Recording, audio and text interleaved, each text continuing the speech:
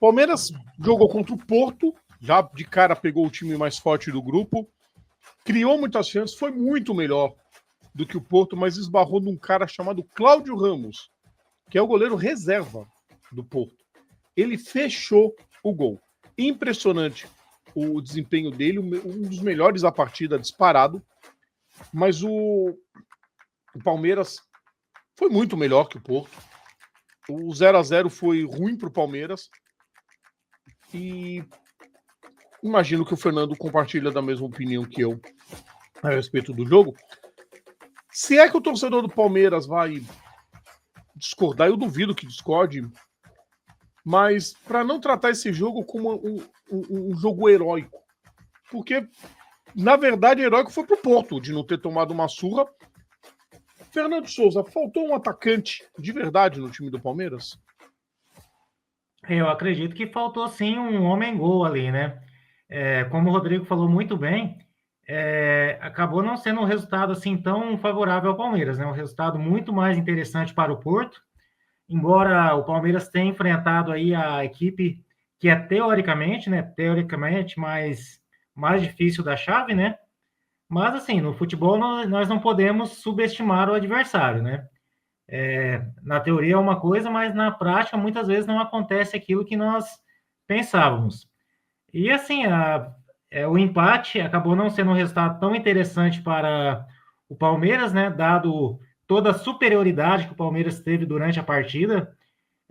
Como o Rodrigo falou muito bem, o Palmeiras esbarrou ali no Cláudio Ramos, que é o goleiro reserva do Porto, e ficou aquela sensação que o resultado poderia ter sido um pouco melhor. E interessante desse grupo que estão todos iguais, todos empatados com 1 ponto e todos com 0 gol de saldo, né? Já que Inter, Miami e Al-Ahly também ficaram no empate por 0-0. Sim. E aí, a gente tem um problema. Quer dizer, o primeiro problema que eu tô tendo que resolver é essa porcaria dessa arte aqui que põe uma tarja preta num fundo preto. Genial, FIFA. Muito bom. Mas os números, Palmeiras 17 chutes a gol contra 12 do Porto, 6 no gol, o dobro da equipe portuguesa. Dentro da pequena área, então, o domínio foi maior ainda, 12-7. Conversando isso com amigos, Fernando, falei para eles, faltou um Evair, faltou Jair, um Viola, que mais? Oséias, Um Oséias, um Túlio. Falando mais dos Palmeiras, né? Um Oséias, um Evair, cara, um Lopes. Lopes. Olha, tantos atacantes que o Palmeiras já revelou. Não vou nem falar dos grandes craques da história, se bem que o Evair é craque. Mas para citar os menos, vamos dizer assim, os menos votados. Sim. Faltou um cara de ofício, um centroavante de ofício. Essa coisa de falso 9, segundo atacante, atacante pelas pontas. Não, nada disso. Alguém que pegasse a bendita bola e colocasse dentro do gol.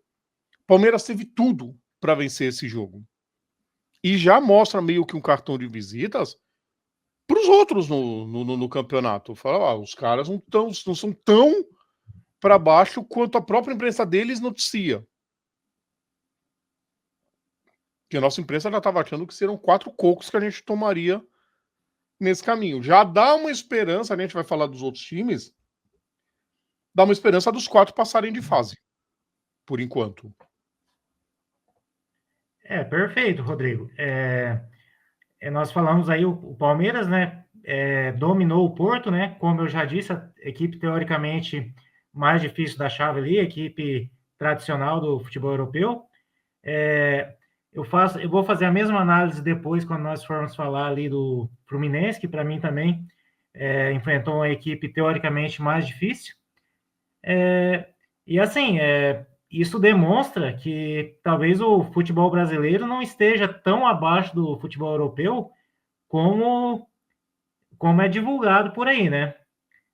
Tirando algumas equipes ali, como Real Madrid, Manchester City, o PSG, que são equipes que estão numa prateleira mais elevada ali do futebol mundial, algumas equipes europeias ali, às vezes estejam no mesmo nível ou até abaixo das grandes equipes do futebol brasileiro. Com certeza. Eu estava conversando isso com o pessoal no trabalho, estava explicando isso. Hoje, eu coloco, dos que estão participando do campeonato, claro, eu coloco 4 equipes que realmente põe medo. Aquelas equipes que você olha assim no vestiário, já te dá aquela tremedeira na perna. Sabe aquela dor que vem de baixo, assim, aquele incômodo que sai de baixo e já vem pro estômago, assim? Tá ligado nessa dor? Eu coloco 4. Paris Saint-Germain, Bayern de Munique, Manchester City e Real Madrid. O resto é vencível. Dá para vencer. Pelo que já mostraram nessa primeira rodada. Espera chegar o grupo B. Daqui a pouco eu vou falar do grupo B. Porque o que eu quero falar do Palmeiras, antes da gente mudar para o próximo jogo, o que eu quero falar do Palmeiras é de um cara chamado Rafael Veiga, que pode não ser mais um jogador brilhante, mas que diferença que ele faz no jogo do time do Palmeiras, o Fernando?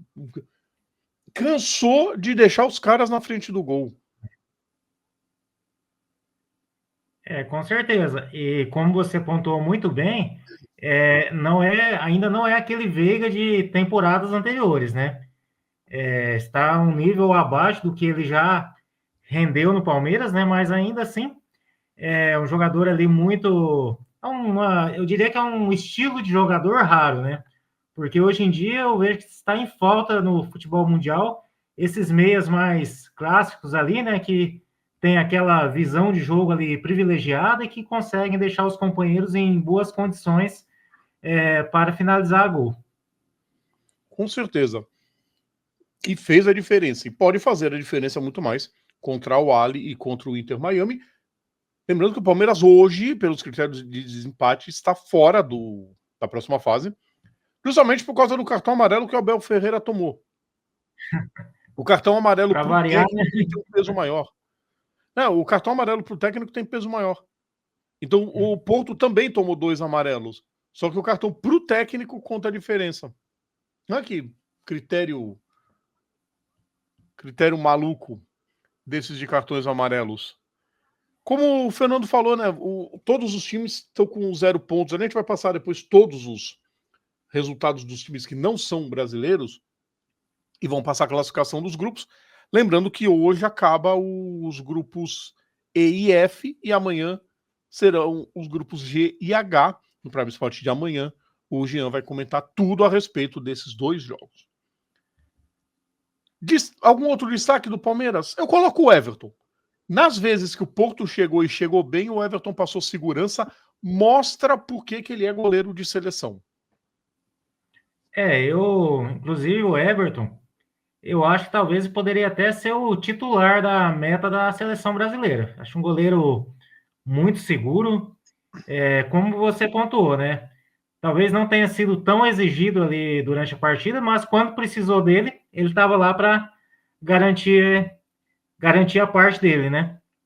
Sim, com certeza. Tem algum outro destaque que você queira apontar do Palmeiras? Não, acho que dessa partida aí seria isso aí mesmo. Gostei do Richard Rios. O Richard Rios mantém a média, é impressionante. Ele não sai da média. É um cara que não aparece muito e fica sempre na média. Quem eu achei que decepcionou um pouco foi o Flaco Lopes, quando entrou. Não fez uma boa partida. O Estevão achei um pouco afobado. Buscou muito o jogo, mas muito afobado.